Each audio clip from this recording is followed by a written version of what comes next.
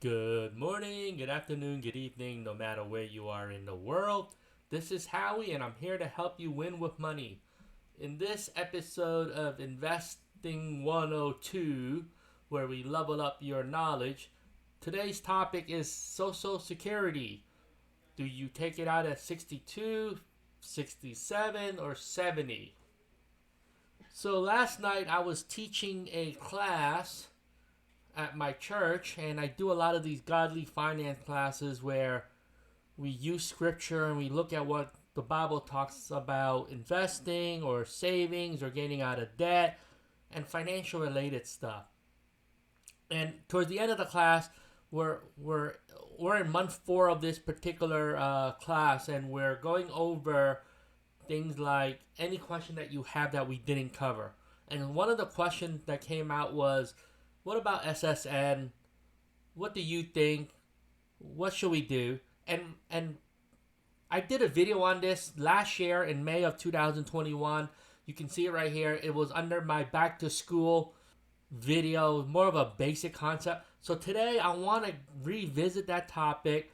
I want to revisit this break even point analysis and create a different visual, and I'll model it out using Excel.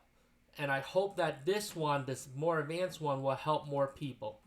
But before we do so, what's the question? Is there a best answer? Obviously, a lot of it depends. There's a lot of different factors.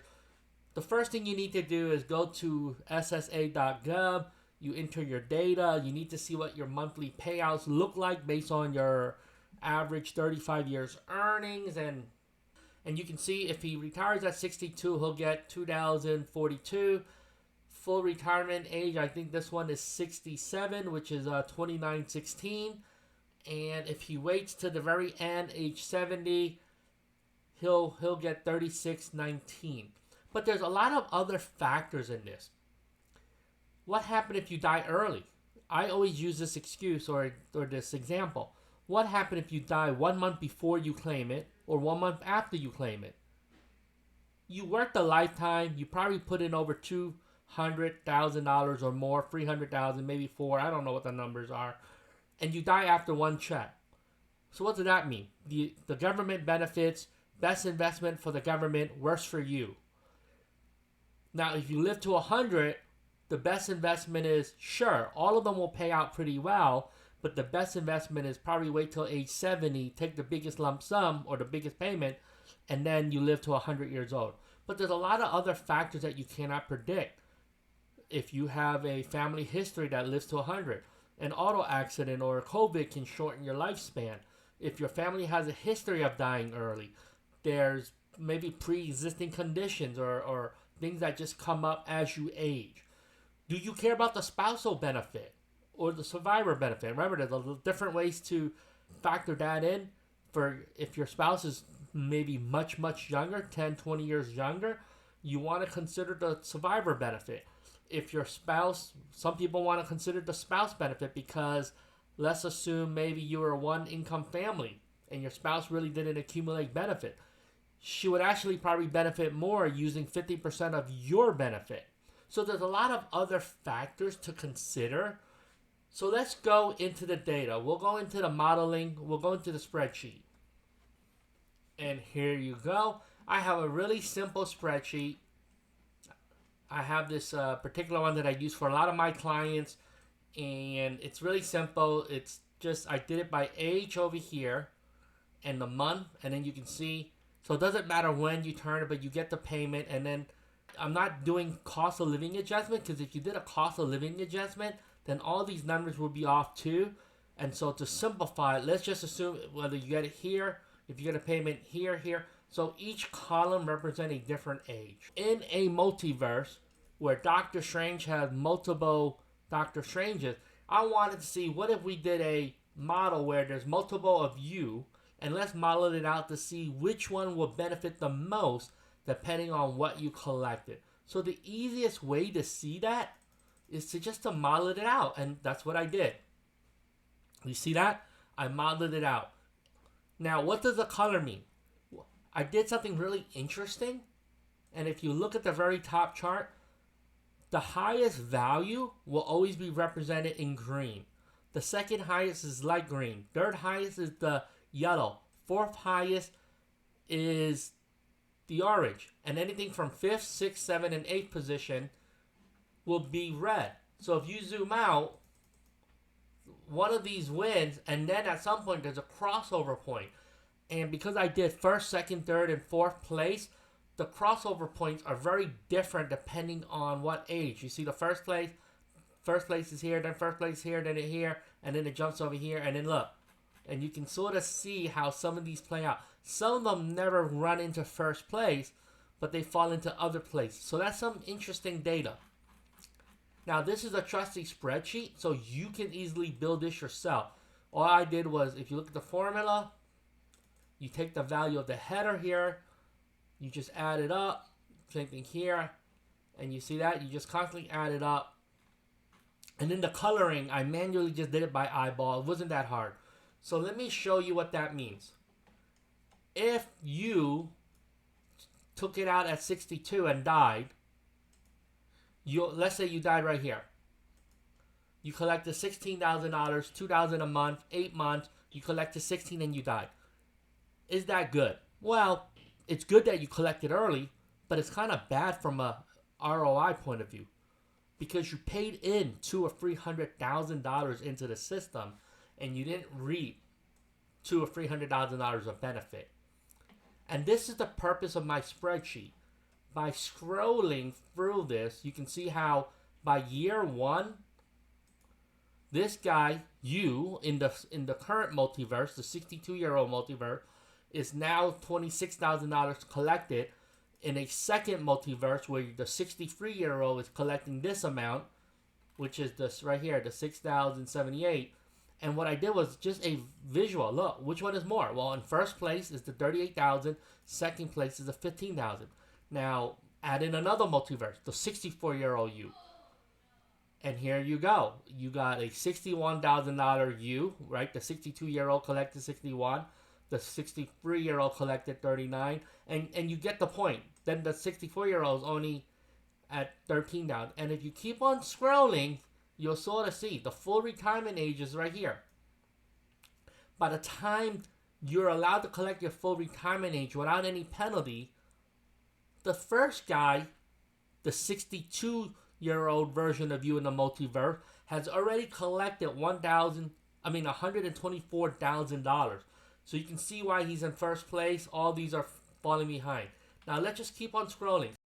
Nothing surprises you. Look at the color. Very consistent. The 70-year-old you is obviously in dead last.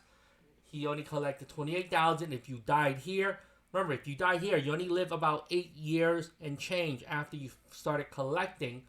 This guy already collected $200,000. This guy here collected $171,000. This guy collected $97,000. And you see why longevity is really important. How can you use this information? It can be used as a hedge. So if you have a life insurance policy that's going to pay out till you're 121, then that's a hedge. That's already in place. Why then do you want to wait for Social Security to be at 70 years old to start collecting? Because if you died early, you collected nothing. So you lose money from all the money you put in to the U.S. government. So these are things to think about. You want to structure your portfolio, your life insurance, and everything out to counteract, to hedge, to do opposite of what you're already doing. I'll keep on scrolling, and at some point you're going to see what happened. There's going to be a crossover point. So here you go. First crossover point. This third place, the 64-year-old guy's third place. And all of a sudden, he now drops to 4. Not by much, but he drops to 4. And if you keep on scrolling, there's a pivot here. The 77-year-old 9 months of the multiverse in the 65-year-old guy of you collected the most right now. At any given month, this is the guy who collected the most. Second place is the 62-year-old version of you. Third place is the 63-year-old version of you. Fourth place is this version of you. And if you keep on scrolling, what's interesting is it takes that many years to sort of drop out. Now, you can see right around year 16, this guy it stays red. It'll never catch up. You're always behind everybody else. So in the beginning, if you're gonna die in the first 16 years, most likely you're gonna do way better than the 62-year-old and take the benefit. If you can guarantee that you're gonna live to 90, 100, or whatever it is, then obviously there may be some other choices that may pan out. But what's really difficult to understand is if you're comparing it against the 67, you see the break-even point for the 67 really doesn't come into play until closer to around here. It now enters third place around 68 years old. So you gotta wait roughly 11 years from when you first started before it catches up. Then it becomes second place right around here at 79 years old and 11 months. It doesn't enter first place until you're 80 years old. And it only lasts for about 2 years. And then you really give it up. Right around 82 and a half, you give it up to this one here. Now, if you look at the numbers here, if you look at it, you're not too far off. This first guy is 500,000. This guy is 542, and this guy is 542. Now, you keep on scrolling all the way to the end. I actually did the percentages. In the worst case scenario, you're 28% down from this guy. Now, some of you will ask, well, don't that imply that this guy is always the best? And before you answer that, I want to scroll up again. Let me show you, before you answer, is it really the best? Like, if you died over here, is that one the best? No. If you died over here, is that one the best? No. And then, if you died here, is it the best? No. So if you died here, is it the best? No. So look how long you gotta wait before that becomes the best choice. So if you just sort of zoom out of this, we're already established that that's really late in the game. You're already at 80 years old. And that's 18 years of collecting if you were on the first one. Over here, if you're 70 years old, you got to collect for 10 years and you're still behind the ball. If you do the math, it means there's an 18-year window where if you died in the first 18 years, it may not be the best. Now, do I know how long you're going to live? No. This is why in insurance business, we use this hedging concept. If you structure one payment, let's say Social Security is one payment that you're receiving. If you're structuring it where you're getting it as early as possible, what you want to try to do is structure other things that are the opposite, that will pay you a lot more if you live super long. Something like an annuity, or something like if you have an investment that you don't need to, let's say, cash out, like a Roth IRA. You don't have any RMDs. You don't have to cash it out. You can keep on letting it grow. You can let the dividends reinvest itself and buy more. It's tax-free. There are many ways. So that investment can grow. If you're alive, it can keep on growing as long as you're alive. So you want to structure some of your other investments. Like I said, if you have a life insurance policy that will pay out when you're dead or up to when you hit 120 years old, like a whole life policy, that may be fine. This is why I don't recommend buying whole life policies when you're 50 years old or older. If you know you're going to be a multimillionaire, there are times where you want to start buying whole life policy much younger, where you're structuring it to diversify your investments, to de-risk, to hedge. And this is why you need to talk to a pro. Many things to think about. Is 62 always the worst case? And hopefully I showed you that not only is it not that bad from a financial standpoint, even if you live to 80, you're really not that far off. So even if you started collecting early, you see this? I think I used 80 to show you this because that's where the crossover point was, this one for here, 82.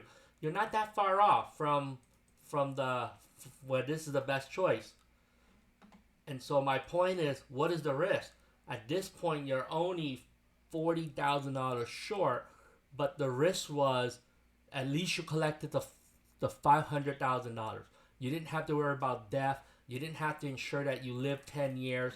Again, you would have won because look, if you died somewhere in your 70s, I remember what the average lifespan is for a typical male American.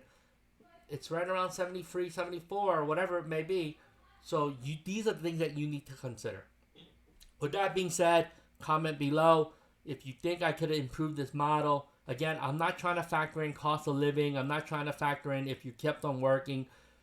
All those things are known issues. This model is not exactly perfect. But again, I wanted to model it out to show you there is an opportunity cost of not collecting early. Because that first year that you waited, every year you're waiting, in this example, you're missing out on $24,000.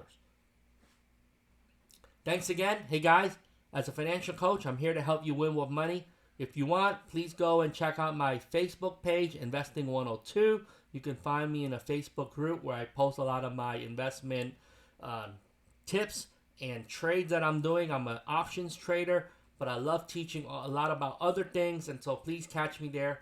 Thanks again. Like, thumbs up, and hopefully we'll do this together. We'll do this $1 at a time, and have a profitable day. Bye-bye.